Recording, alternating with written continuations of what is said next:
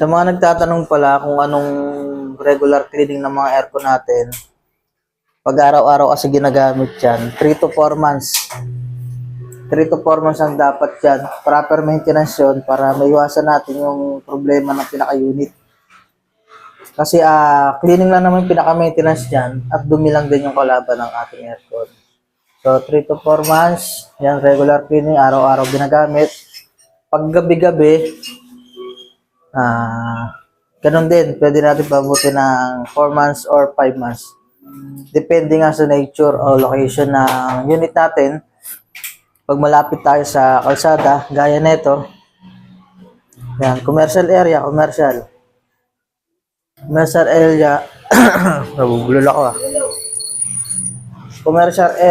commercial area, yan. So, ano lang yan, ang cleaning lang yan, nasa ano lang, kundi 1 month or 2 months, mga ganun. 1 month, 2 months, yan yung pagitan niya. So, pag mga looban, yan, depende naman sa sabi ko, depende sa dumi na nakukuha niya.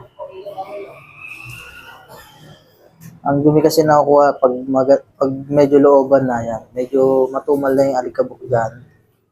So, inaabot ng 6 months, pwede naman, kayo rin makapag-observe niyan kung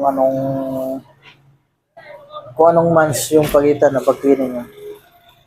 Kasi may mga bumibili sa aming unit, sabi nila, ilang months o anong proper maintenance na pag-cleaning.